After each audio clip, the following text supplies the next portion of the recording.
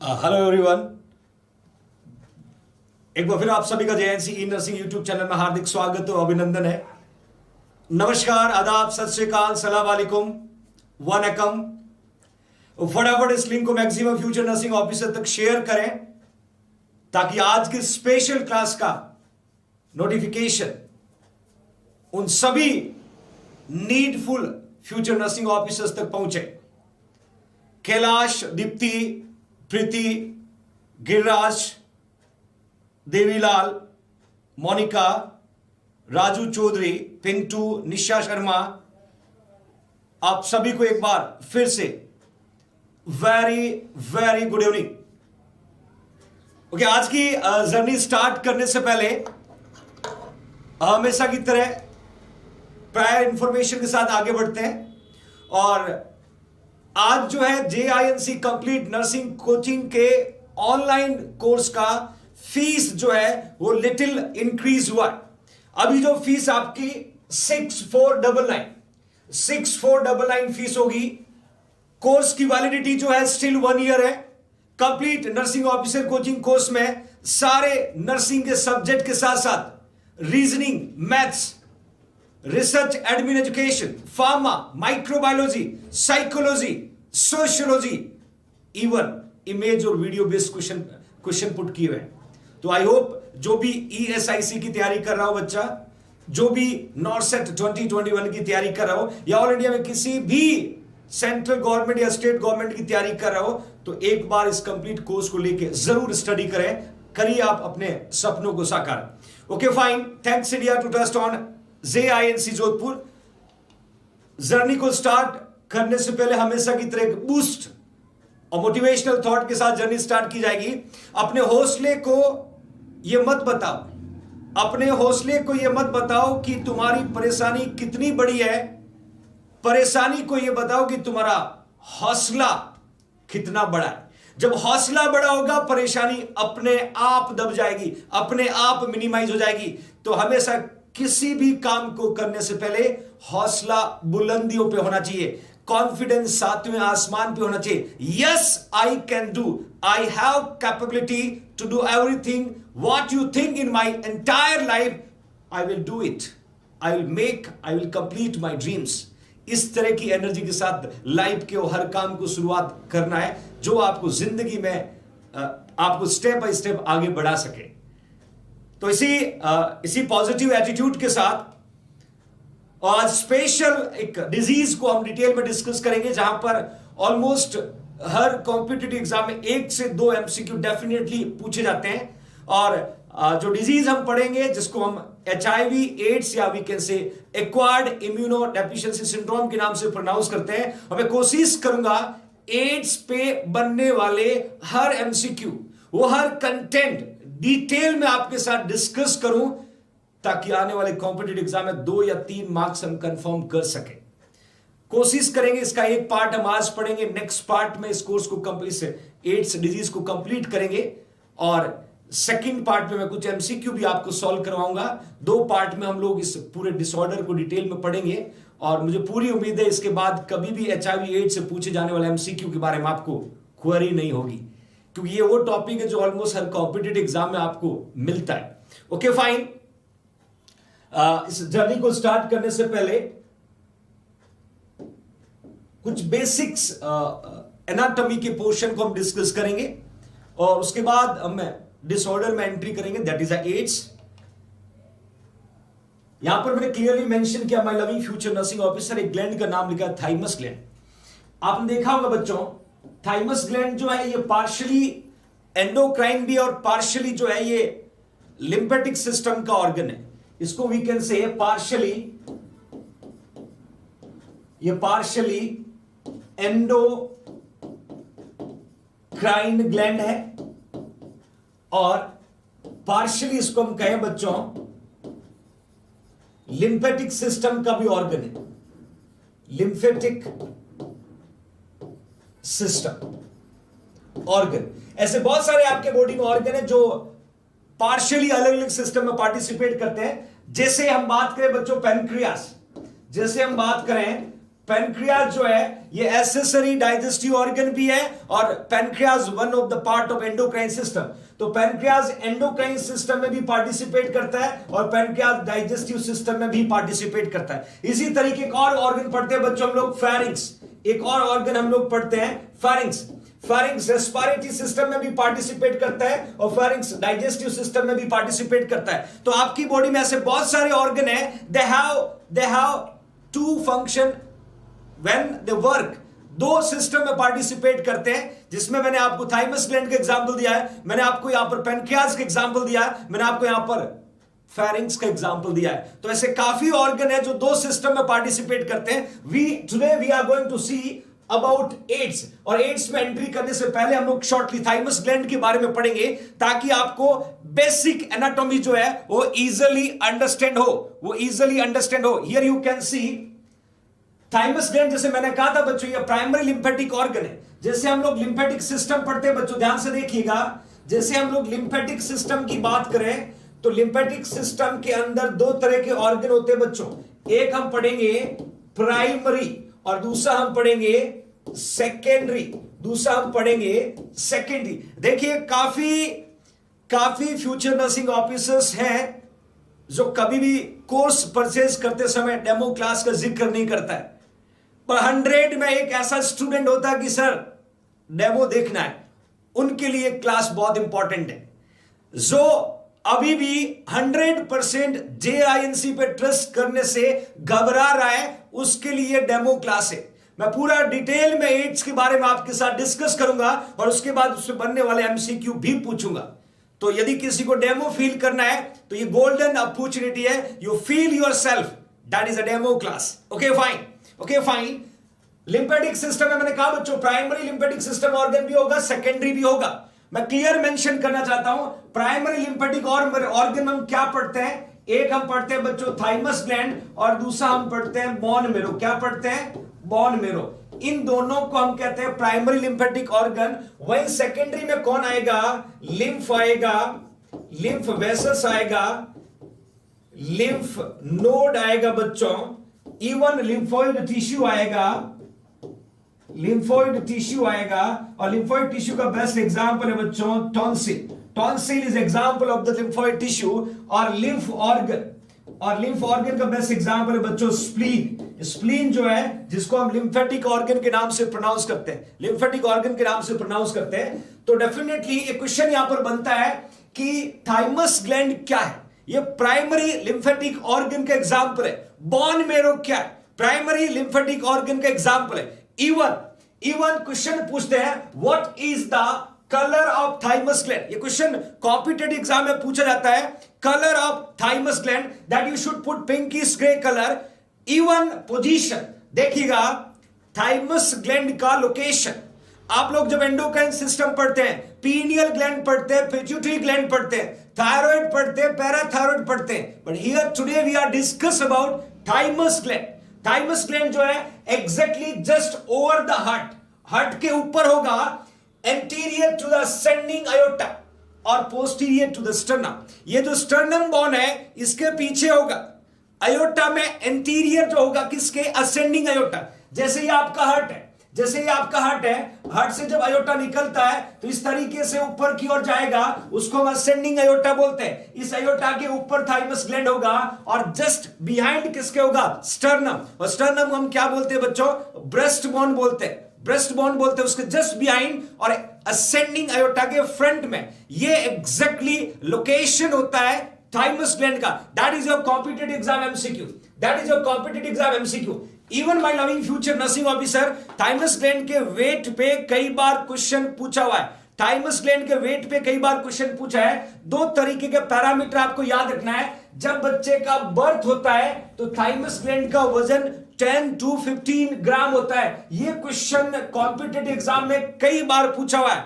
जैसे जैसे बच्चा ग्रो अप करता है और ऑलमोस्ट जब बच्चा प्यूबर्टी की एज तक पहुंचता है, प्यूबर्टी का मतलब around age of 12 to 13 year तक जब रीच करेगा तो थाइमस ग्लैंड का वेट जो है बढ़ करके 30 to 40 ग्राम हो जाएगा बच्चों।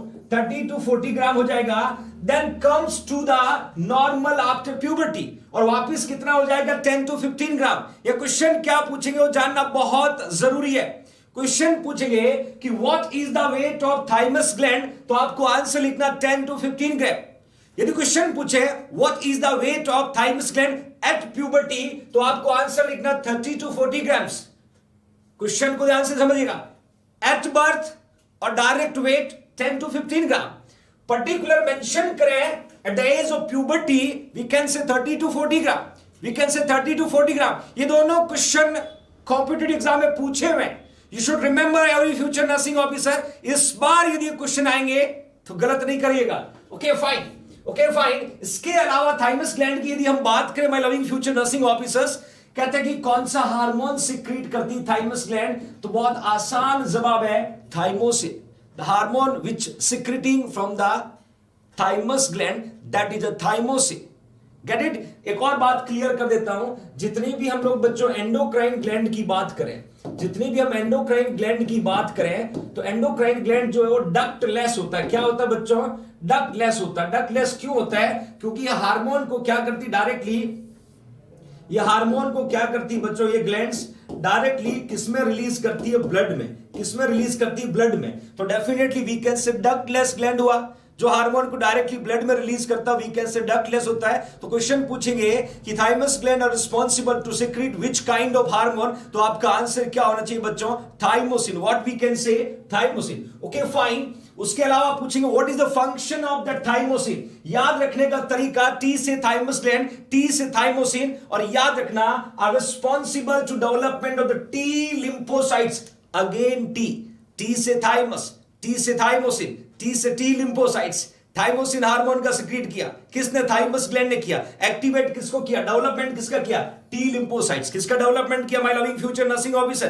T lymphocyte. आपको बेसिक इम्यून सिस्टम के बारे में पता होगा तो एचआईवी एड्स समझने में डिफिकल्टी नहीं होगी, क्योंकि यहां पर हर कॉम्पिटेटिव एग्जाम में 1 से 2 क्वेश्चन बनेंगे, और I will try to put all the MCQ which is coming in your competitive exam.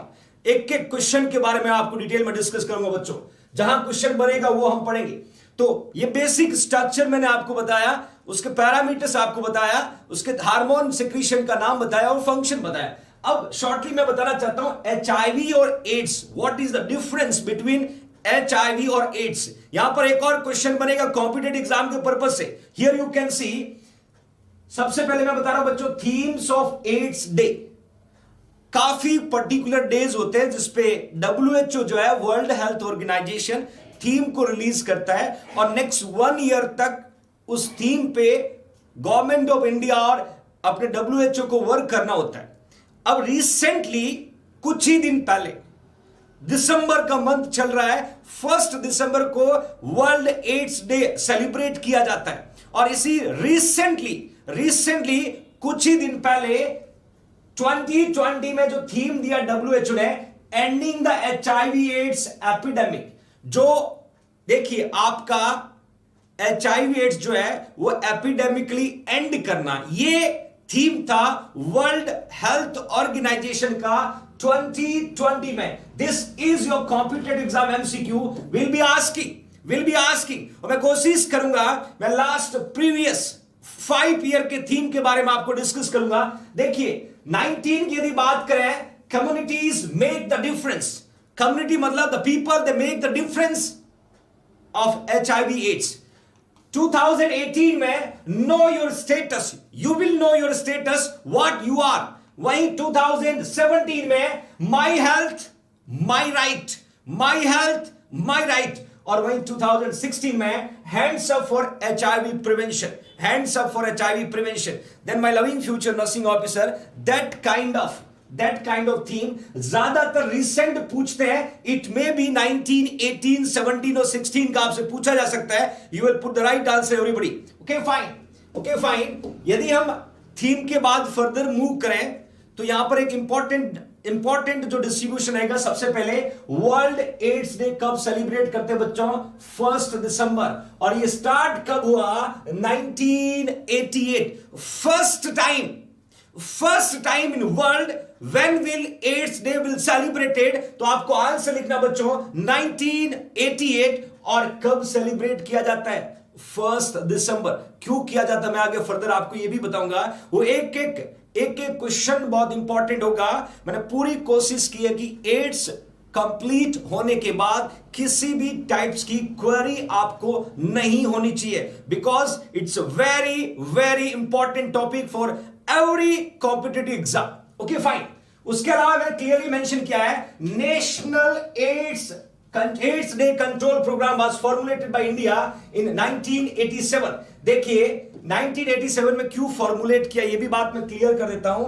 1986 में फर्स्ट केस इंडिया में डिटेक्ट हुआ था और 1987 में इंडिया ने फटाफट एड्स को कंट्रोल करने का प्रोग्राम तैयार कर लिया था और 88 में वर्ल्ड वाइड डिसाइडेड किया गया कि 1 दिसंबर जो है इसको एड्स डे के रूप में मनाएंगे, ताकि हम HIV एड्स के बारे में अवेयर कर सकें, पब्लिक को अवेयर कर सकें। How can prevent yourself, how can cope up with the AIDS. Positive जो HIV पॉजिटिव पेशेंट होता है, the patient how can cope up with the disease condition, इस तरीके से एक्टिविटीज कंडक्ट की जाती हैं। तो that was on 1987। Okay fine.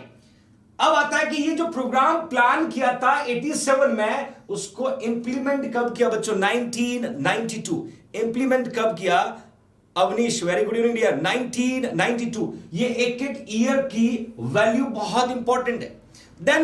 Then ads क्या है बच्चों? पेंडेमिक। एड्स कौन सा डिसऑर्डर है? पेंडेमिक। जैसे मैं आपसे पूछूं कि आपका अपना जो JINC है, आपका अपना JNC जो है वो क्या है बच्चों? पेंडेमिक। वो क्या है? पेंडेमिक। यही मैं पूछूं कोविड-19, यहां मैं पूछूं बच्चों कोविड-19 क्या है, तो आपका आंसर क्या होगा? पेंडेमिक। आपका आंसर क्या होगा? पेंडेमिक। तो HIV AIDS world wide spread है, कोविड-19 वर्ल्ड वाइड स्प्रेड है, JINC Jodhpur world wide spread है। That we can say pandemic. What we can say, that is a pandemic. Get it everyone? Get it everybody? AIDS is a pandemic. My loving future nursing officers, pandemic word जो है indicate करता है किसी भी disease condition का world wide spread होना, world wide spread होना। तो योर JINC, कोविड-19 और ads, 3 of them that we can say pandemic. 3 of them we can say pandemic. Okay, fine. Okay, fine. We'll move further. अब एक question आता है बच्चों, इमेज बेस्ड क्वेश्चन आता है। क्वेश्चन आपसे पूछेंगे कि what is the symbol of world AIDS day. World AIDS day का सिंबल क्या? मैंने यहां पर पुट किया है, दैट इज अ सिंबल। और सिंबल क्या इंडिकेट करेगा? अवेयरनेस को। सिंबल क्या इंडिकेट करेगा बच्चों? अवेयरनेस को। Here you can see red ribbon. This is your competitive exam MCQ। आपने देखा होगा जब भी वर्ल्ड एड्स डे मनाया जाता है तो रेड रिबन का यूज करते हैं। रेड रिबन ट्रेन चलाती गवर्नमेंट ऑफ इंडिया, तो रेड रिबन जो है that is a symbol, that is a symbol. Yes, thank you India to trust on JINC Jodhpur. और ये जो JINC को आपने गुरुकुल का टाइटल दिया है, गुरुकुल का मतलब होता है बच्चों जहां डिसिप्लिन हो, जहां डेडिकेशन हो, जहां हॉनेस्टी हो, जहां कुछ करने के लिए समर्पित भावना हो, इस तरह का एनवायरनमेंट जहां होता है उसको गुरुकुल कहा जाता है। और मैं आपको एक रियल बात बताना चाहता हूं बच्चों, एक रियल बात बताना चाहता हूं कि आपका अपना JINC जब 4 बजे आपके साथ क्लास कंडक्ट करता है, वी नेवर थिंक, ऐसा लगता है कि आप सामने बैठे हो। We feel as a familiar, we feel as emotional attachment. ऐसा लगता है कि almost we know each other. जितने भी बच्चे जो है उनको बहुत कॉमनली मैं रीड आउट कर पा रहा हूं, जो लगातार क्लास को अटेंड कर रहे हैं, इस तरह का बॉन्डिंग, इस तरह का emotional attachment we never purchase in crores of money, that will be taken from the bottom of heart. तो ये जो आपका प्यार और स्नेह जो मिलता है 4 बजे की क्लास में, I never forget my entire life, because you people always my energy, you people always my world. When you think anything about, when you think something about, first I will think about you. Okay, fine. Red ribbon के बाद मैंने put किया बच्चों कि ये जो red ribbon जो है, जिसको हम सिंबल ऑफ HIV एड्स बोलते हैं, ये यूनिवर्सल सिंबल होता है। किसको इंडिकेट करता है बच्चों? अवेयरनेस और support the people living with the HIV AIDS. जिन लोगों को एड्स है, जो एड्स पॉजिटिव है, उन लोगों को जिंदा रखना है, उन लोगों को लाइफ को जीना है, उन लोगों को लाइफ में कुछ मोटिवेशन बूस्ट करना है, तो ये अवेयरनेस का काम करता है। The people think about it कि हाँ yes the all population always with us, इस तरीके से वो सोचते, तो that we can say red ribbon. Question आपसे पूछेंगे कि what is the world AIDS day का या वर्ल्ड एड्स का सिंबल क्या है, तो आप आंसर क्या लिखोगे बच्चों? Red ribbon. What we can put? Red ribbon. Thank you India to trust on JNC Jodhpur. Almost we cross 1K।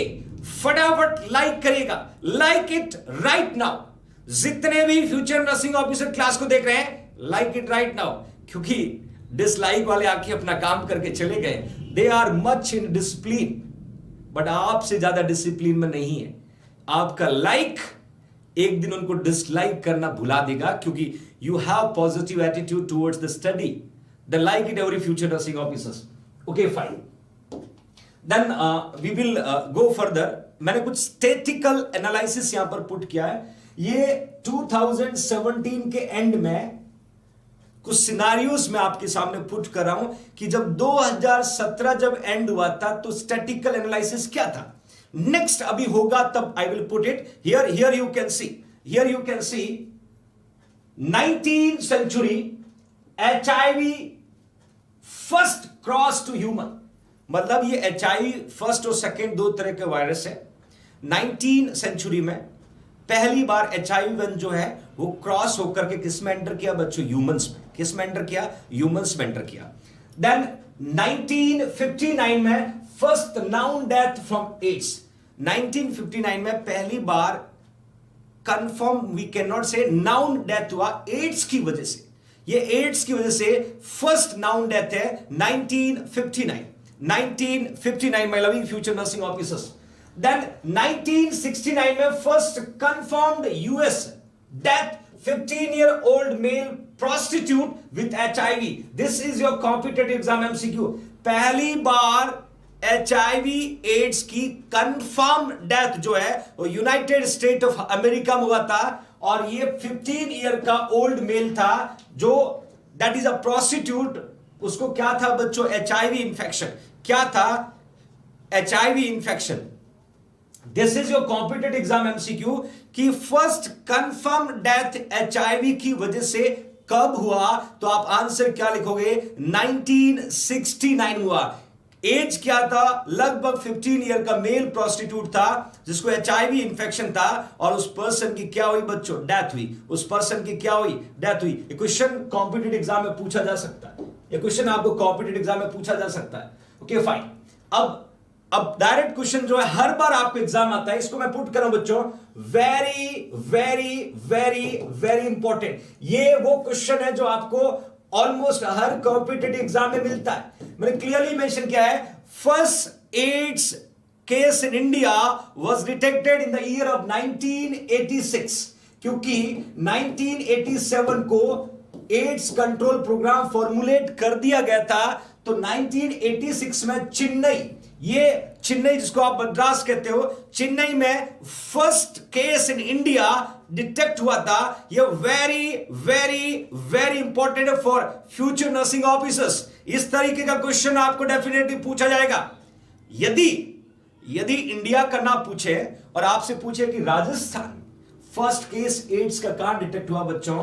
Pushkar में, अजमेर में। ये राजस्थान के CHO का यदि एग्जाम होता है या कोई पर्टिकुलर एग्जाम होता है तो आपसे पूछा जा सकता है कि राजस्थान में फर्स्ट केस जो है वो कब डिटेक्ट हुआ? एड्स का फर्स्ट केस जो है राजस्थान में कब डिटेक्ट हुआ? देखो ओके फाइन, इस तरीके का क्वेश्चन आपसे पूछा जा सकता है। फिर आएगा, मैं एक और बहुत ही शॉकिंग आपको स्टैटिकल एनालिसिस बताता हूं।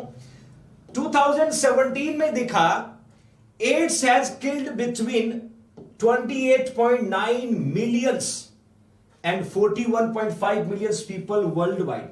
मतलब 2017 के एंड में देखा, पूरे 2017 खत्म होते ही एड्स की वजह से लगभग 28.9 मिलियंस का मतलब होता है बच्चों, क्योंकि 1 मिलियंस के बराबर 10 lakhs होते हैं। लगभग 3 करोड़ के आसपास जो लोग थे वो HIV एड्स की वजह से खत्म हो गए। और वर्ल्ड में लगभग 41.5 मिलियंस का मतलब 4 करोड़ से ज्यादा लोग they are living with HIV positive. You just thinking about it, how much dangerous that disease. कितने लोग मर चुके थे, कितने लोग HIV पॉजिटिव के साथ जिंदा थे. ये स्टैटिकल एनालिसिस बड़ा डरावना है, दैट टू मच डरावना, क्योंकि इस तरीके के क्वेश्चन आपको जानना भी जरूरी है और बेसिक नॉलेज के लिए भी जानना जरूरी होता है बच्चों. देन अब बात आती है कि which is the 4 highly prevalent state of India that around 57%. पूरे इंडिया में 4 वो स्टेट है जहां पर आउट ऑफ 100 57% HIV पॉजिटिव रहता है. That also your competitive exam MCQ. Here you can सी, यहां मैंने लिखा बच्चों आंध्र प्रदेश वाला क्वेश्चन कई बार एग्जाम में आया हुआ है कि इंडिया में सबसे ज्यादा HIV पॉजिटिव पेशेंट कौन से स्टेट में. तो आप आंसर क्या लिखोगे? आंध्र प्रदेश. क्या आंसर पुट करोगे बच्चों? आंध्र प्रदेश. उसके अलावा तमिलनाडु में 1.5 लाख है, कर्नाटका में 2.5 लाख है और महाराष्ट्र में 4.2 लाख है. महाराष्ट्र में 4.2 lakhs है. That is the 4 state does have 57% HIV positive. Just thinking about it, my loving future nursing officer, कितना डेंजरस स्प्रेड हो रहा है, कितना डेंजरस स्प्रेड हो रहा है. 57%. और सबसे अधिक ये क्वेश्चन एग्जाम में पूछा जाता है इंडिया में सबसे अधिक. तो आपको आंसर क्या पुट करना है? आंध्र प्रदेश पुट करना. क्या पुट करना बच्चों? आंध्र प्रदेश पुट करना. Okay fine, will move further. हम फर्दर MCQ की तरफ मूव करते हैं बच्चों. अब यहां पर आपको इम्यून सिस्टम मुझे समझाना आप लोगों के लिए बहुत जरूरी है, क्योंकि हमें जब यही नहीं पता होगा HIV कहां जाता है क्या, मैं पूरा मैकेनिज्म आपको बताऊंगा कि आपकी बॉडी में क्या क्या हलचल करता है. बट अभी भी मैं आपको कोशिश करता हूं कि बेसिक फैक्ट जो है वो जानना जरूरी है ताकि आप इस डिसऑर्डर को इजीली अंडरस्टैंड कर पाए. मैंने एक यहां चार्ट पुट किया, इस चार्ट को ध्यान से समझिएगा बच्चों. मैंने पूरा important component of the immune system बात करें लिम्फोसाइट. पहली बात जो है बच्चों, लिम्फोसाइट जो है इसको हम क्या बोल सकते हैं? मोस्ट कॉमन WBC बोलते हैं, लार्जेस्ट WBC बोलते हैं, अबंडेंट बोलते हैं. तो इसको बोलते हैं मोस्ट कॉमन. क्या बोलेंगे बच्चों? Most common. ये क्वेश्चन आपके कॉम्पिटिटिव एग्जाम का, most common WBC. Lymphocyte we can say most common WBC. Okay fine. दूसरी बात, जब हम लिम्फोसाइट की बात करें, लिम्फोसाइट में एक बच्चों T लिम्फोसाइट से आता है, दूसरा B लिम्फोसाइट का आता है. ध्यान से सुनिएगा, यहां पर 4 से 5 MCQ मैं आपके सामने पुट कर रहा हूं. लिम्फोसाइट में 2 पढ़ते, T लिम्फोसाइट्स और B lymphocyte. Everybody know very well. T lymphocyte और B लिम्फोसाइट के यदि हम कंपेयर करें बच्चों, तो T लिम्फोसाइट जो है ये एक्टिवेट कहां होता है? ये एक्टिवेट कहां होता है? T लिम्फोसाइट याद रखना, एक्टिवेट इन थाइमस ग्लैंड. एक्टिवेट इन बच्चों थाइमस ग्लैंड. ये क्वेश्चन कॉम्पिटिटिव एग्जाम का, ये क्वेश्चन कॉम्पिटिटिव एग्जाम का. वही B लिम्फोसाइट से याद रखना, activated in the bone marrow. B lymphocyte से याद रखना बच्चों, activated into bone marrow. Both are competitive exam MCQ. Both are competitive exam MCQ, my loving future nursing officers. T lymphocyte activate हो रहा है बच्चों थाइमस ग्लैंड में. कौन करता है? थाइमोसिन करता है. B लिम्फोसाइट कहां एक्टिवेट हो रहा है बच्चों? बोन मैरो में. कहां एक्टिवेट हो रहा है? बोन मैरो में. ये नॉर्मल प्रोसेस है एक्टिवेशन का. Okay fine. दूसरा एक और डिफरेंस मैं आपको क्लियर कर देता हूं. T और B लिम्फोसाइट की हम बात करें तो एक क्वेश्चन पूछा जाता है, who is responsible to making antibody. तो आपको आंसर देना है B lymphocyte. That is also your competitive exam MCQ कि who are the responsible WBC to formation of antibody against antigen. तो आपको आंसर लिखना बच्चों B lymphocyte. कौन आंसर लिखना है? B lymphocyte. One more MCQ. T lymphocyte क्या करता है बच्चों? T lymphocyte क्या करता है? एंटीजन और ये जो एंटीबॉडी है, एंटीजन और एंटीबॉडी के बीच में कोऑर्डिनेशन का काम करता है. दैट मींस T लिम्फोसाइट बताता है कि समवन इज कमिंग, तो B लिम्फोसाइट क्या करता है? एंटीबॉडी का प्रोटेक्शन करता है. ये फंक्शन मैं बता रहा हूं बच्चों. T lymphocyte are responsible to coordination with B lymphocyte और एंटीजन. B लिम्फोसाइट और एंटीजन के साथ कोऑर्डिनेशन का काम करता है. Okay fine. अब बात आती है बच्चों T लिम्फोसाइट. देखिए बहुत इंपॉर्टेंट है. जब तक ये बेसिक क्लियर नहीं हुआ, you can not able to understand कि HIV एड्स क्या है. देखिए टी लिम्फोसाइट मैंने दो सेल पुट किया CD4 और CD8, ये दोनों ही टी लिम्फोसाइट के फर्दर सब डिवीजन है, टी लिम्फोसाइट के फर्दर सब डिवीजन है, दैट इज अ CD4 और CD8 cell. Gate it everybody. अब देखते हैं CD4 क्या है और CD8 क्या है। We will go further. Here I was putted CD4 cell जो है नॉर्मली 600 to 1200 पर क्यूबिक मिलीमीटर होता है। This is your competitive exam MCQ, this is your competitive exam MCQ। कई बार पूछा हुआ है कि what is the level of या वैल्यू ऑफ CD4 सेल। ये बहुत इंपॉर्टेंट है। हम HIV पढ़ रहे हैं, हम HIV एड्स पढ़ रहे हैं और यहां क्वेश्चन एग्जाम के पर्पस ऑफ व्यू से बहुत सारे बनेंगे। दूसरी बात यदि ये CD4 सेल है ये लेस देन 200 पर क्यूबिक मिलीमीटर यदि हो गया तो that we can say HIV positive.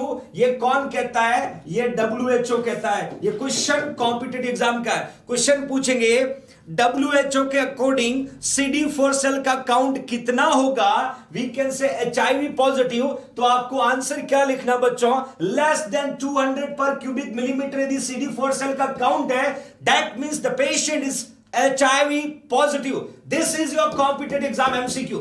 This is your competitive exam MCQ. ये कई बार क्वेश्चन एग्जाम में पूछा हुआ है। मैं WHO का क्राइटेरिया आपको बता रहा हूं। WHO कहता है कि जब CD4 सेल का काउंट लेस देन 200 हो जाता है, then we can consider HIV positive. What we can say? HIV positive. Okay, fine. दूसरी बात, जब CD4 सेल की हमने यहां पर बात की बच्चों, देन CD8 का काउंट भी जानना जरूरी है।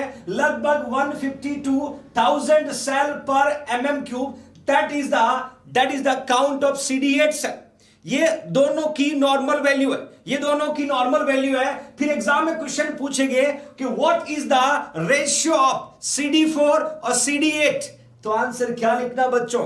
2:1। एक और क्वेश्चन बताता हूं। जब हम पढ़ते बच्चों एल्ब्यूमिन, जब हम पढ़ते एल्ब्यूमिन और ग्लोब्यूलिन, हम एल्ब्यूमिन और ग्लोब्यूलिन का रेशियो पढ़ते बच्चों, तो आंसर क्या आता है? 2:1। तो आंसर क्या आता है बच्चों? 2:1। जब हम लेसिथिन स्पिंगोमाइसिन का रेशियो पढ़ते हैं तो आंसर क्या आता है बच्चों?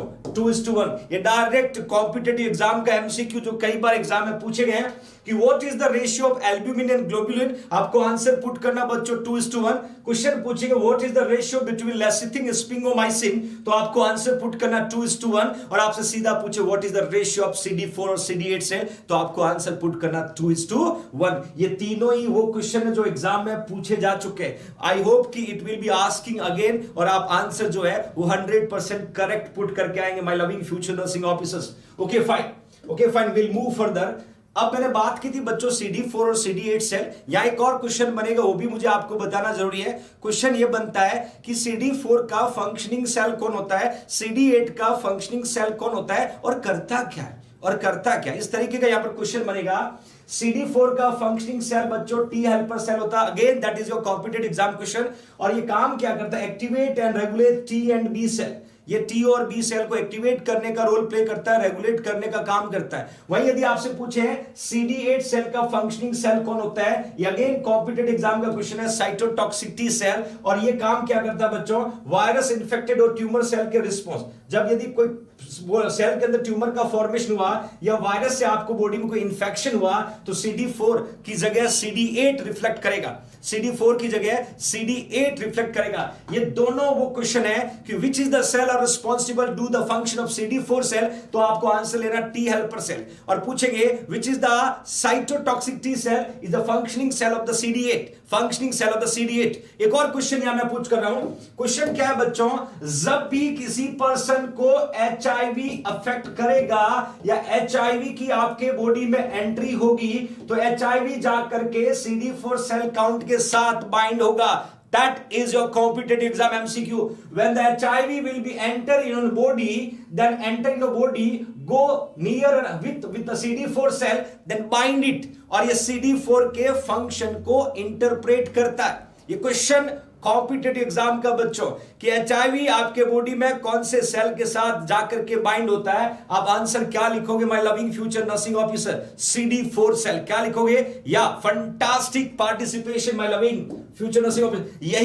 यही आपसे मैं एक्सपेक्टेशन कर रहा हूं। लगभग 1100 बच्चे लगातार क्लास को अटेंड कर रहे हैं। मैं वादा करता हूं बच्चों आपसे, एड्स का टॉपिक पूरा होने के बाद किसी भी तरह का क्वेश्चन यदि आपके सामने आएगा, आप 200% कॉन्फिडेंस के साथ उस क्वेश्चन को सॉल्व कर सकते हो।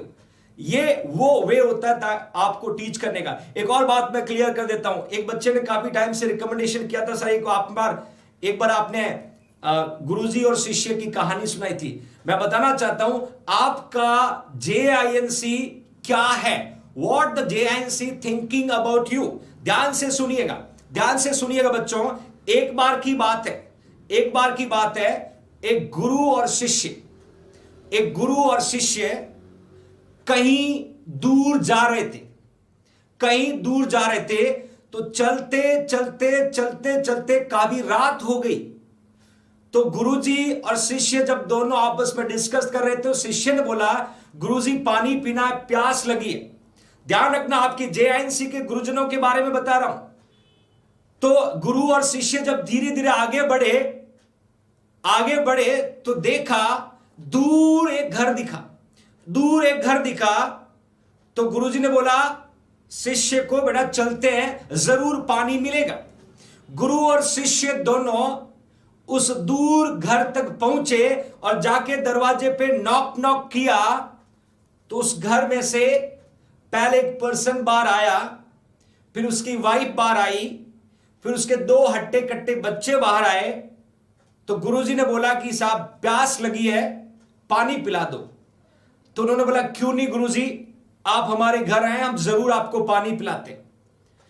बातों ही बातों में गुरुजी ने उस पर्सन से पूछा कि आपका जो घर है वो चारों तरफ से सुनसान एरिया में है, सूखा पड़ा हुआ है, आपका खुद का परिवार का भरण पोषण कैसे चलता है? तो उस पर्सन ने रिप्लाई दिया, गुरुजी एक भैंस है, वो मिल्क देती है बहुत सारा, हम उस मिल्क को बेच के घर का भरण पोषण करते हैं।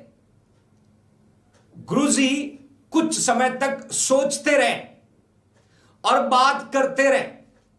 करते काफी रात होने के बाद उन्होंने कहा, गुरुजी आज आप यहां पर विश्राम करो। तो गुरु और शिष्य ने डिसाइड किया कि आज रात को यहीं रुकना है। खाना खाया और गुरु और शिष्य दोनों रात को उस घर पे सो गए। और घर पे सोने के बाद लगभग रात को 2 से 3 बजा। ध्यान से सुनिएगा बच्चों, लगभग रात को 2 से 3 बजा। तो गुरुजी उठे और शिष्य को बोले, उठो बेटा चलते। बोला, गुरुजी इतनी रात को? बोला, उठो बेटा चलते। तो शिष्य हमेशा गुरुजी का रिस्पेक्ट करते हैं और शिष्य ने बोला, जी गुरुजी। तो बेटा चलते समय जो भैंस बंधी हुई है उस भैंस को खोल लो और अपने साथ ले चलो। शिष्य को लगा गुरुजी मेरे को चोरी करने के लिए बोल रहे हैं। एक बार शिष्य दंग रह गया। फिर गुरुजी ने बोला, फटाफट भैंस को खोलो और साथ ले चलो। शिष्य दबे कदमों से भैंस के पास पहुंचा और दिमाग में बार बार घूम रहा था, मेरे गुरुजी मेरे को चोरी करना सिखाते हैं। गुरुजी तो हमेशा शिष्य को आगे बढ़ाते। वो उसकी हिम्मत नहीं हुई गुरुजी से बार बार क्वेश्चन करने की। उसने उस भैंस को खोला और गुरुजी के साथ ले चला और दोनों उस भैंस को लेके धीरे उस घर से बहुत दूर तक चले गए और जहां गुरुजी का आश्रम था वहां पहुंच गए।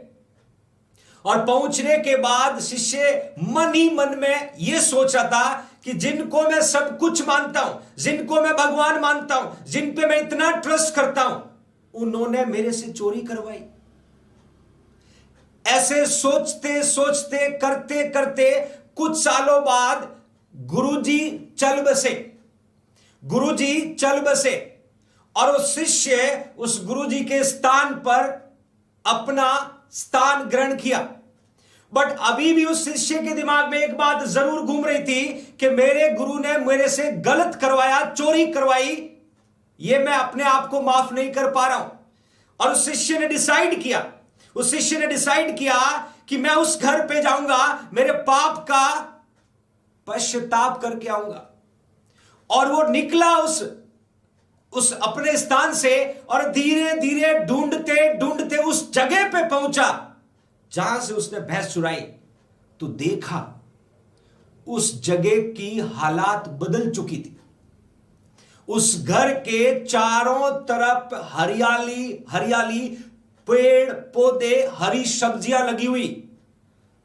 एकदम शिष्य अचंभित रह गया, बोला कि कहीं मैं गलत जगह तो नहीं आ गया।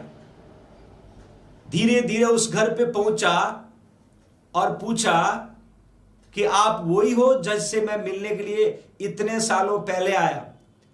बोला यहां तो इतना कुछ बदलाव, इतना कुछ बदलाव।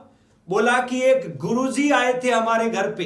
ध्यान से सुनना बच्चों, एक गुरुजी आए थे हमारे घर पे और हमारे घर का भरण पोषण उस भैंस से होता था। और गुरुजी ने उस भैंस को, ध्यान से, उस गुरुजी ने शायद उस भैंस को चुरा लिया होगा। उसके बाद खाने पीने की व्यवस्था नहीं हुई तो पूरे परिवार ने हमने डिसाइड किया कि इस खेत में सब्जियों की खेती करेंगे। और आज हम लगभग आसपास के 200 गांव में सब्जियां सप्लाई करते हैं और इस एरिया के सबसे अमीर परिवार है। तो शिष्य को अंदर ही अंदर प्राउड फील हुआ कि मेरे गुरुजी के द्वारा लिया गया डिसीजन इस परिवार में खुशियां भर के चला गया। आप सोच सकते हो कि आप उस शिष्य के गुरुजी कितने दूर दृष्टि के थे।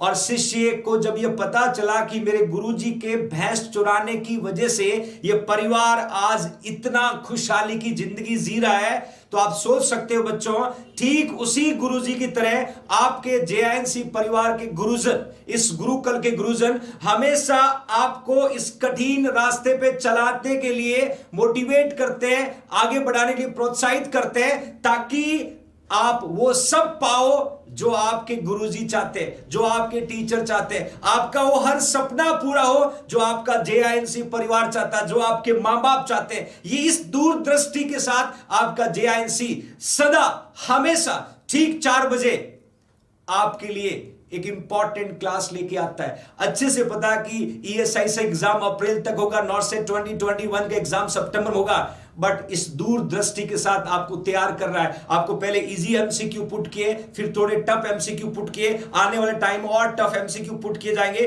ताकि आप निरंतर अपने आप को आगे बढ़ाएं और कंप्लीटली उस मिशन के लिए तैयार हो जाएं, जो मिशन आने वाले टाइम में आप और हमको मिलकर फतेह करना। उसी मिशन को ध्यान में रखते हुए आपकी जेएनसी ने कंप्लीट कोर्स लॉन्च किया है, ताकि वो सारा सिलेबस आपको मिले, ताकि आप जिंदगी में सफल हो। आप सोच सकते हो उस गुरुजी की तरह आपकी जेआईएनसी की सोच दूरदृष्टि की है, एडवांस सोचते हैं, ताकि मेरे प्रिय फ्यूचर नर्सिंग ऑफिसर्स को कोई परेशानी ना हो और वो जिंदगी में अपने पैरों पे खड़े होकर उसी फल सब्जी बेचने वाले परिवार की तरह अपने आप को सफल करें और जिंदगी में हमेशा खुश हैं। याद रखिएगा, भरोसा और भरोसे का दूसरा नाम है जेआईएनसी जोधपुर, और हमेशा इस भरोसे पे जेआईएनसी खरा उतरेगा। ये मैं वादा करता हूं बच्चों आपसे, कभी भी आपकी गर्दन को झुकने नहीं दूंगा।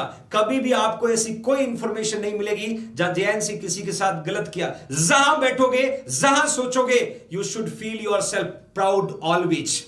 आप बता सकते हो कि यस, मैं जेएनसी परिवार से बिलोंग करता हूं, ये मेरा परिवार है और मेरा परिवार हमेशा मेरे बारे में सोचता है। इस तरीके से हम शिद्दत से, दिल से आपके लिए मेहनत करते हैं बच्चों। खुश रहिएगा, आगे बढ़िएगा और इस क्लास को कैरी ऑन करते हैं my loving future nursing officer, that you can C everybody. अब बात देखते हैं कि what is the difference between HIV और एड्स। एचआईवी क्या है, एड्स क्या, एक बड़ा मेजर डिफरेंस है। एक यहां पर डिजीज होगा और दूसरा यहां पर कॉज होगा बच्चों। You can C everybody, I was put it very well. HIV को हम कहते हैं एचआईवी 2 टाइप्स होते हैं। ये क्वेश्चन एक कॉम्पिटिटिव एग्जाम में मिलेगा बच्चों, या क्वेश्चन एक कॉम्पिटिटिव एग्जाम में मिलेगा। 2 टाइप्स का एचआईवी होता है, टाइप 1 एचआईवी और टाइप 2। क्वेश्चन कॉम्पिटिटिव एग्जाम का बच्चों कि एचआईवी में मोस्ट कॉमन वो कौन सा वायरस रिस्पॉन्सिबल है जो एड्स कॉज करता है, तो आपको आंसर पुट क्या करना होगा बच्चों, एचआईवी टाइप फर्स्ट। आप क्या आंसर पुट करोगे, HIV type first, that is the most common virus are responsible can cause AIDS. तो एचआईवी वायरस है, एड्स डिजीज है। एचआईवी क्या करता है, एड्स को कॉज करता है, वायरस डिजीज को कॉज करता है। Okay fine. एक और इंपॉर्टेंट पैरामीटर, कभी कभी आपको इसकी फुल फॉर्म पूछते हैं, human immuno deficiency virus. Human immuno deficiency virus, मतलब ये virus it can only affect the human. किसको अफेक्ट करे बच्चों? ह्यूमन। और ह्यूमन के कौन से सिस्टम को अफेक्ट करता है? इम्यून सिस्टम को डिस्ट्रॉय करता है, डिस्ट्रैक्शन करता है, इम्यूनिटी की डेफिशिएंसी करता है। तो that is a HIV, the virus only can affect human, that can destroy immune system। और है कौन ये वायरस? है कौन है बच्चों ये virus? Okay fine, okay fine. One more MCQ सीधा पूछेंगे, ये कौन सा वायरस है? RNA। और RNA में कौन सा बच्चों? रिट्रोवायरस। यहां मैं पुट कर रहा हूं very very very very very important for your competitive exam purpose. It is a coming consistent, ये क्वेश्चन लगातार एग्जाम में पूछा जाता है बच्चों। दूसरी बात आरएनए में कौन सा बच्चों? रिट्रोवायरस। याद रखना कोविड-19, याद रखना बच्चों कोविड-19 का जो कॉज है वो कौन सा वायरस है? आरएनए। कौन सा वायरस है? आरएनए। दोनों क्वेश्चन कॉम्पिटिटिव एग्जाम का, HIV आरएनए और कोविड-19 का कॉजेटिव ऑर्गेनिज्म भी कौन सा बच्चों? RNA virus. Gate it everybody? Okay fine, okay fine। Here we can see exactly what do you mean AIDS। Everybody know acquired immune deficiency syndrome, ये हम पढ़ते आ रहे हैं। I was put at it is a disease in which there is a severe loss of body cellular immunity। एक और question बनता है कि HIV जो है जब ये किसी पेशेंट को एड्स कॉज करता है तो कौन सी इम्यूनिटी लॉस होती है? Cellular immunity. Again your competitive exam MCQ कि कौन सी इम्यूनिटी लॉस होती है बच्चों? Cellular. That cell does not have capability to fight with any kind of micro organism. तो कौन सी इम्यूनिटी लॉस होती है बच्चों? सेल्यूलर इम्यूनिटी लॉस होती है। Okay fine. Gradually lower the resistance to infection. एक साथ नहीं होगा, धीरे धीरे धीरे धीरे लॉस होगा। और जब धीरे धीरे आपकी इम्यूनिटी लॉस होगा, इसका मतलब एड्स का इंक्यूबेशन पीरियड बहुत लंबा होगा। एड्स का incubation period 6 month to 6 year का होगा बच्चों, क्योंकि सडन इम्यूनिटी डिस्ट्रॉय नहीं होता है, ग्रेजुअली इम्यूनिटी लॉस होता है, धीरे धीरे इम्यूनिटी लॉस होता है। My loving future nursing officers, okay fine, will move further. अब बात आती है इंक्यूबेशन पीरियड की। अब बात आती है बच्चों इंक्यूबेशन पीरियड की। इंक्यूबेशन पीरियड जो 6 मंथ टू 6 ईयर है, ये क्वेश्चन कई बार एग्जाम में पूछा जा चुका है। That is a much longer. मतलब जब HIV एंटर करेगा और तब से लेके उसके क्लिनिकल फीचर्स जब दिखने लगेंगे तब तक के ड्यूरेशन को हम इंक्यूबेशन पीरियड कहेंगे। When the cause will enter can develop clinical manifestation, that is a incubation period. और HIV का जो है मंथ टू ईयर में होता है, 6 मंथ टू 6 ईयर का इसका इंक्यूबेशन पीरियड होगा। My loving future nursing officers, okay fine, will move further. अब बात आती बच्चों कि क्लियरली मैंने यहां पर मेंशन किया है who is the causative organism. आप सभी को पता है, मैंने HIV बताया। यहां मैं आपको 3 से 4 वो MCQ बताना चाहता हूं जो आपको एग्जाम में फाइट करने में मदद मिलेगा। हम यहां HIV की बात करें, RNA वायरस था, रिट्रो वायरस था, कॉज क्या कर रहा था? AIDS. Here you can see HIV में survive in a dried blood. देखिए क्वेश्चन एग्जाम का, मतलब किसी पेशेंट का ब्लड एस्केप आउट हुआ और उसमें HIV वायरस प्रेजेंट है, तो कितने टाइम तक वो जिंदा रह सकता है, कितने टाइम तक वो सर्वाइव कर सकता है एट द रूम टेम्परेचर। और रूम टेम्परेचर होता है 24 degree Celsius up to 5 to 6 days. इसका मतलब यदि किसी इन्फेक्टेड HIV पॉजिटिव के कांटेक्ट में आप आते हो और उसका ब्लड यदि उस बॉडी पे लगा हुआ है तो ड्राइड ब्लड में भी कौन प्रेजेंट है? HIV। और वो रूम टेम्परेचर पे लगभग बच्चों 5 to 6 डेज तक सर्वाइव कर सकता है। Still risk to cause AIDS, still risk to cause AIDS. That never think कि बच्चों, you can see everybody। दूसरा एक इंपॉर्टेंट क्वेश्चन है, HIV can survive at least longer for few minutes but it an average of around 30 seconds when exposed to the air। Exactly देखा जाए जब HIV air में expose हो जाता है, एयर में एक्सपोज होने के बाद वो लगभग 30 सेकंड तक सर्वाइव करता है, 30 सेकंड तक वो सर्वाइव करता है। कब? जब ये HIV एयर में एक्सपोज हो गया। छोटे छोटे क्वेश्चन है बच्चों, बट एग्जाम के पर्पज ऑफ व्यू से बहुत ज्यादा इंपॉर्टेंट है। दोनों यहां पर मैंने इंपॉर्टेंट क्वेश्चन पुट किया। और तीसरा सबसे इंपॉर्टेंट है कि HIV killed by the heat, heat की वजह से किल्ड होगा। कब? जब आपका टेम्परेचर मोर देन 60 डिग्री, क्योंकि रूम टेम्परेचर पे तो ये सर्वाइव करता है 5 to 6 डेज। और यदि पेशेंट का यदि इस HIV जहां पर है वहां पर temperature more than 60 degree Celsius किया तो किल हो जाएगा, मर जाएगा। ये 3 पैरामीटर है, तीनों एग्जाम के क्वेश्चन है। पहला क्वेश्चन पूछेंगे कि HIV जो है वो ड्राइड ब्लड में कितने दिन सर्वाइव करता है, आपको आंसर लिखना 5 to 6 डेज। दूसरा पूछेंगे एयर में कितने टाइम तक जिंदा रहता है, आपको आंसर लिखना 30 सेकंड। तीसरा क्वेश्चन पूछेंगे कि कितने टेम्परेचर पे HIV किल हो जाता है, तो आपको आंसर लिखना है मोर देन 60 डिग्री सेल्सियस बच्चों, more than 60 degree Celsius. That get it everybody, that kind of MCQ will be asking. ये छोटे छोटे वो क्वेश्चन है मैं जो आपके सामने पुट कर रहा हूं, और 100% प्रोबेबिलिटी है इस तरीके के क्वेश्चन कॉम्पिटिटिव एग्जाम में कई बार पूछे गए। It may be asking again, you will be remember everybody. Okay fine. अब बात आती बच्चों कि ये HIV आपकी बॉडी में जाकर क्या करता है। How does HIV work, how HIV can cause AIDS, how HIV destroy your immune system, how HIV destroy your immune system. Here you can see everybody. देखिए HIV कौन था बच्चों, वायरस था। ध्यान से समझिएगा, यही यदि आपको समझ में आ गया तो जब मैं इसकी ड्रग पढ़ाऊंगा ART, एंटी रिट्रोवायरल थेरेपी, बहुत आसानी से आपको समझ में आएगा कि अलग अलग फेज में ART काम करती है, अलग अलग जगह ART काम करती है। यहां पर आप क्लियरली देखिएगा, जब HIV आपके बॉडी में एंटर हुआ, जब HIV आपकी बॉडी में एंटर हुआ, my loving future nursing officer, वो जाकर के किसके साथ अटैच हुआ, मैंने कहा था CD4 सेल के साथ। किसके साथ अटैच हुआ, CD4 सेल के साथ अटैच हुआ। पहला क्वेश्चन यहां पर बनेगा, CD4 सेल के सेजी, ये जो दिख रहा है ये कौन है बच्चों, HIV। इस पिक्चर को ध्यान से देना ताकि पूरा क्वेश्चन और ART पे बनने वाले क्वेश्चन आप इजीली फाइंड आउट कर पाए।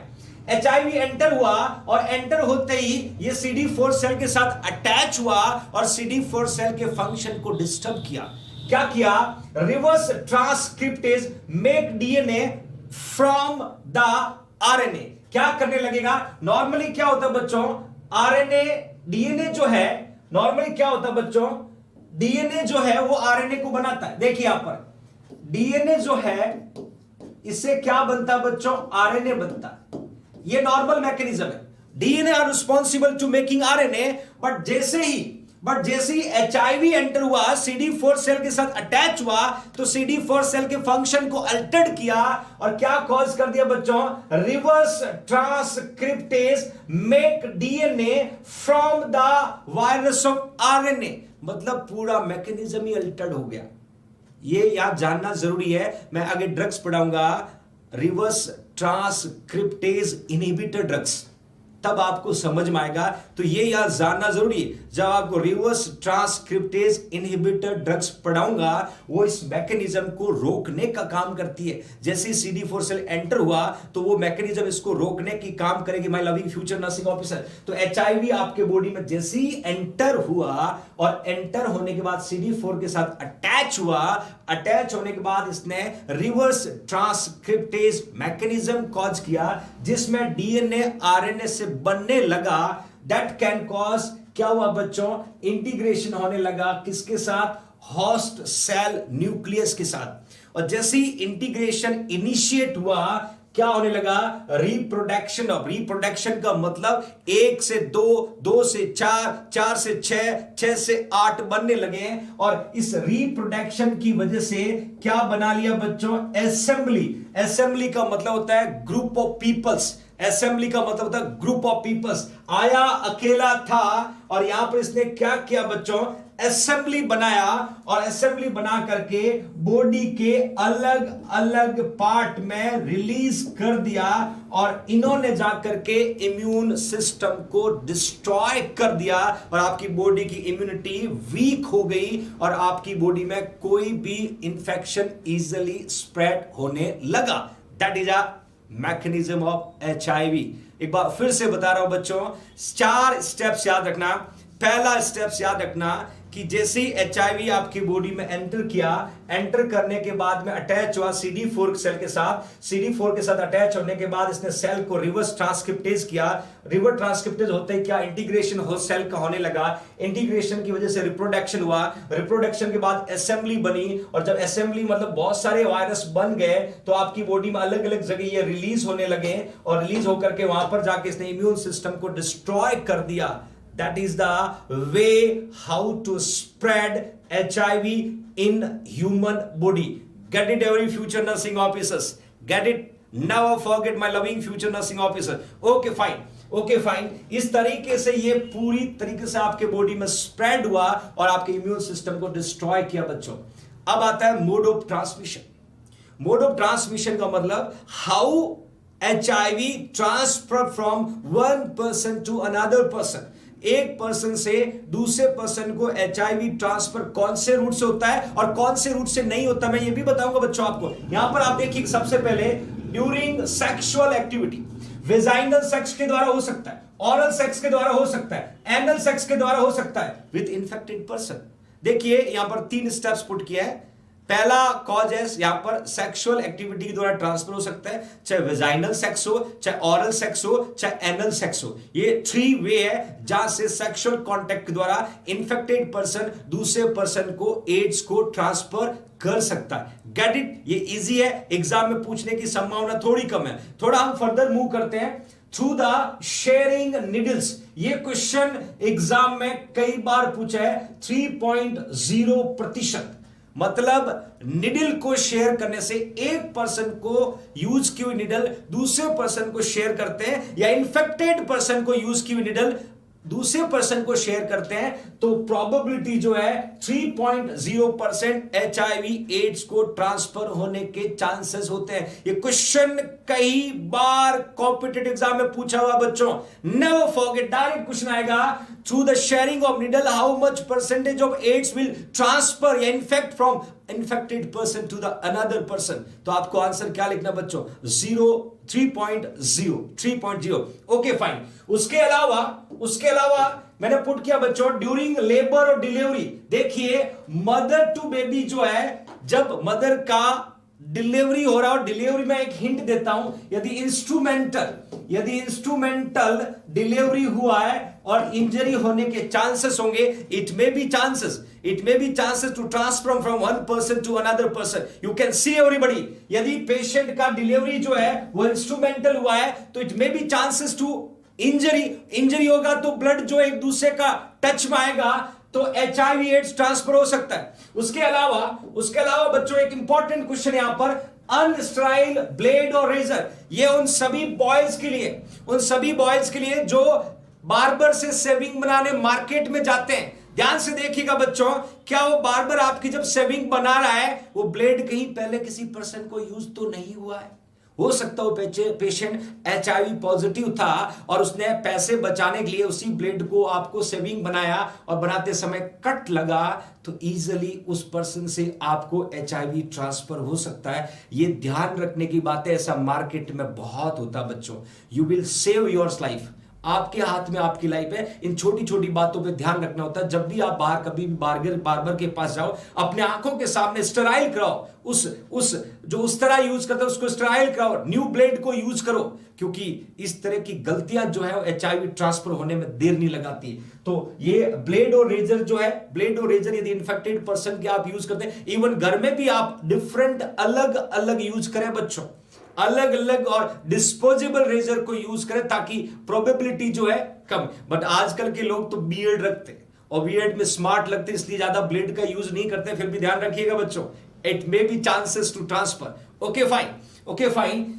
इसके अलावा मैं एक और बात आपको क्लियर कर देता हूं बच्चों, ब्रेस्ट फीडिंग। ये क्वेश्चन एग्जाम में आता है। ब्रेस्ट फीडिंग जो है ये one of the risk factor to transfer HIV AIDS. हमेशा ध्यान रखिएगा, इन्फेक्टेड मदर है और बच्चे को बर्थ के बाद ब्रेस्ट फीडिंग को अवॉइड करना, ये one of the risk factor to transfer AIDS from infected person to coming generation. Get it everybody? Okay fine.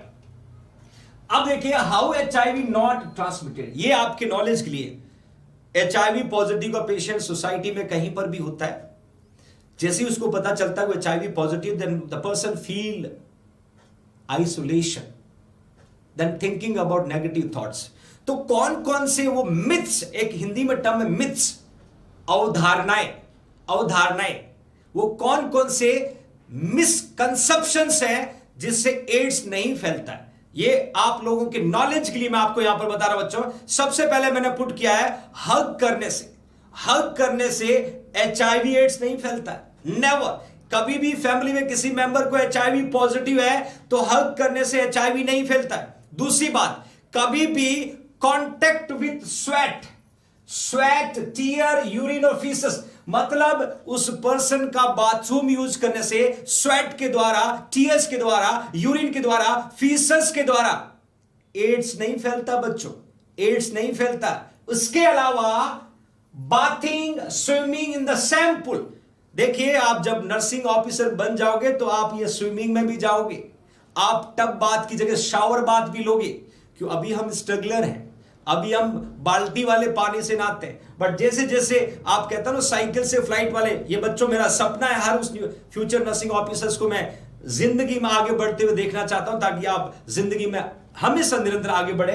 मैंने कहा ना, बाथिंग और स्विमिंग ये हम जॉब के बाद देखेंगे, but infected person same bath में नहा लेता है, स्विमिंग कर लेता है तो HIV नहीं फैलता। ये वो मिथ्स है। इसके अलावा शेयरिंग कुकिंग यूटेंशियल, कुकिंग यूटेंशियल का मतलब होता है खाना खाने वाले बर्तन, खाना खाने वाले बर्तन, cups, toilet sheet, bedding, telephone, towels. देखिए, आजकल वो लैंडलाइन का जमाना चला गया है, टेलीफोन में आप मोबाइल लिख सकते हो। ये वो ऑर्नामेंट्स है जो घर में यूज करते हैं, जिसमें मैंने पुट किया कुकिंग यूटेंशियल का मतलब खाने बनाने वाले बर्तन, cups, toilet sheet, bed, even weddings, even telephone, even towel.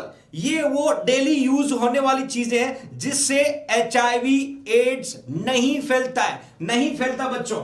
Then even eating prepared, देखिए eating food prepared by the infected person. यदि किसी इन्फेक्टेड पर्सन ने फूड प्रिपेयर किया है और उस फूड को यदि आप ईट कर रहे हो तो HIV फैलने की प्रोबेबिलिटी नहीं है, क्योंकि मैंने कहा था मोर देन 60 डिग्री सेल्सियस यदि टेम्परेचर है तो HIV किल हो जाता है, HIV किल हो जाता है। Gate it everybody? Okay fine. ये वो मिथ्स है जिससे HIV एड्स नहीं फैलता, ध्यान रखिएगा। अब क्या आता है बच्चों, HIV आपके बॉडी में एंटर किया, एंटर होने के बाद CD4 सेल के साथ बाइंड हुआ, रिवर्स ट्रांसक्रिप्टेज किया, देन होस्ट सेल के साथ इंटीग्रेशन हुआ, देन मल्टीप्लिकेशन हुआ, देन असेंबली बना, देन स्प्रेड हुआ। अब सिम्टम क्या क्या दिखेंगे, या मैं कुछ इंपॉर्टेंट सिम्टम आपके साथ शेयर कर रहा हूं। देखिए बच्चों, मैलिस को बोलते हैं फीलिंग ऑफ डिस्कंफर्ट। मैलिस को बोलते हैं बच्चों फीलिंग ऑफ डिस्कंफर्ट, मतलब पेशेंट को डिस्कंफर्ट लगेगा, फीवर रहेगा। एनोरेक्सिया का मतलब होता है बच्चों लॉस ऑफ एपेटाइट, एनोरेक्सिया का मतलब होता है लॉस ऑफ एपेटाइट। दूसरा, वेट लॉस होगा। ये कुछ कॉमन सिम्टम है, ये कुछ कॉमन सिम्टम है। वेट लॉस होगा क्योंकि पेशेंट को कंसिस्टेंट लो ग्रेड फीवर होगा, पेशेंट का इम्यून सिस्टम वीक होगा, मेटाबॉलिज्म प्रोसेस अल्टर्ड होगा, खाना डाइजेस्ट नहीं होगा, तो पेशेंट को इन्फेक्शन के साथ लिम्फेडिनोपैथी हो सकता है। लिम्फेडिनोपैथी का मतलब होता है बच्चों enlargement of lymph node, enlargement of बच्चों lymph node at least for 3 month. क्योंकि लिम्फेटिक सिस्टम का ऑर्गन कौन था? Thymus gland. कौन था? Thymus gland. T lymphocyte activate कहां होता है? Thymus gland. Definitely lymphatic system को अफेक्ट करेगा, और ये लिम्फ नोड को जब एनलार्ज करता है उसको हम लिम्फ एडिनोपैथी कहते हैं। क्या कहते हैं बच्चों? लिम्फ एडिनोपैथी कहते हैं। उसके अलावा ल्यूकोपीनिया, देखिए बच्चों ल्यूकोपीनिया का मतलब होगा decrease leukocyte, decrease leukocyte, we can say WBC।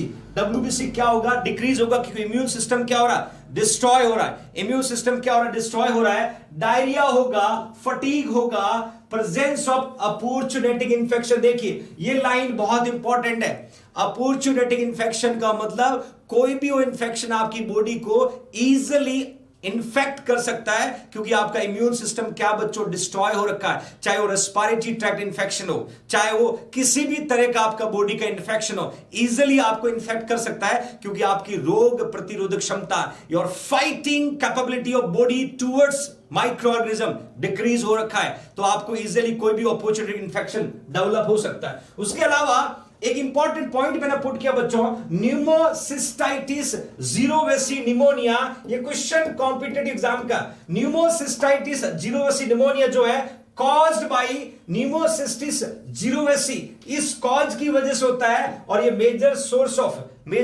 Of mortality बच्चों। और ये किसका मेजर सोर्स ऑफ मोर्टेलिटी है मैं बता देता हूं, चिल्ड्रन का मेजर सोर्स ऑफ मोर्टेलिटी है। That is pneumocystis jirovecii pneumonia. ये क्वेश्चन कॉम्पिटेटिव एग्जाम का one of the clinical manifestation we can say, one of the complication we can say that can affect to the respiratory system of the children, it can cause, that is a death, it can cause death. इस तरीके का question आपके exam में पूछे जा सकते हैं बच्चों, यू कैन सी। उसके अलावा सबसे इंपॉर्टेंट लिखा है, very very very important question क्या पूछेंगे बच्चों कि which are the disorder associated with HIV ads.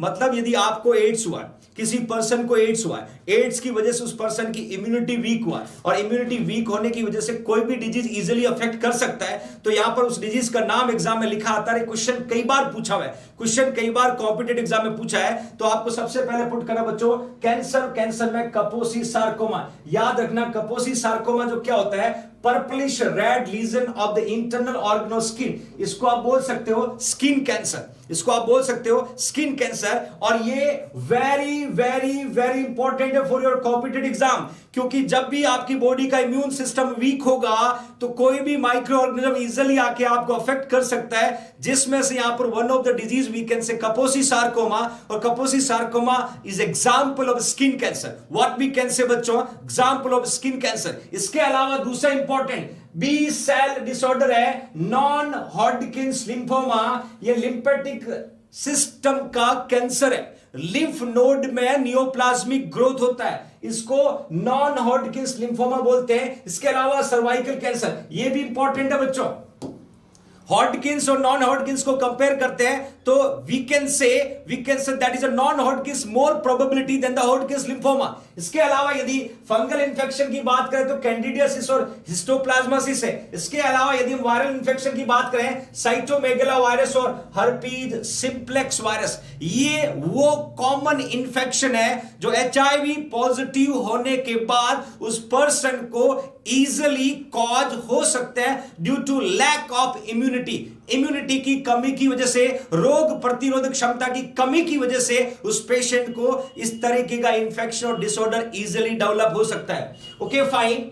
इसके अलावा फर्दर देखिए, फर्दर मैंने यहां पर पुट किया बच्चों, जिन बच्चों को JINC की नोट्स की रिक्वायरमेंट है, 5 बुक्स अवेलेबल है, प्राइस 1599 है। इसको बुक को परचेज करने के लिए JNC वेबसाइट पे जाना होगा, वहां बाय नाउ पे क्लिक करके बुक को परचेज करना पड़ेगा, और अगले 3 से 4 दिन में आपके घर पे पहुंचेगा पोस्टल ऑर्डर के द्वारा।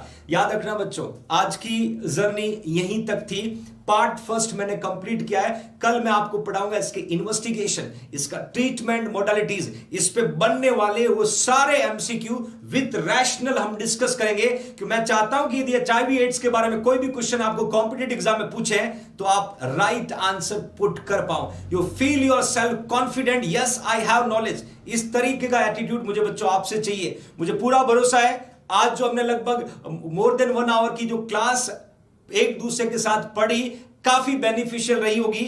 अपना ख्याल रखिएगा, मां बाप का रेस्पेक्ट करिएगा, बड़ों का रेस्पेक्ट करिएगा, जिंदगी में खुश रहिएगा बच्चों, और जो सोचा है वो करने के लिए जिद के साथ, जिद्दी बन के आगे बढ़िएगा। और सुबह 5 बजे उठने की आदत यदि नहीं डाली है तो जल्दी डाल दो, क्योंकि आज के वक्त में जिंदगी में जो सफल व्यक्ति आपको दिखता है उसमें से 99 वो पर्सन होते हैं जो सुबह 5 बजे उठ के अपने गोल के बारे में, अपने एम के बारे में, अपने डेस्टिनेशन के बारे में सोचते हैं। तो आलस को छोड़िएगा, टपना शुरू करें, मेहनत स्टार्ट करें, और जिंदगी में निरंतर सफलता की ओर बढ़िएगा। आपका परिवार हमेशा आपके लिए बैकबोन की तरह खड़ा बच्चों। भरोसा रखिएगा, अपना ख्याल रखिएगा। कल फिर मुलाकात होगी पार्ट सेकंड एड्स के साथ। कोशिश जारी रहेगी आपकी सिलेक्शन तक। Thanks India to trust on JNC Jodhpur. जय हिंद, जय भारत।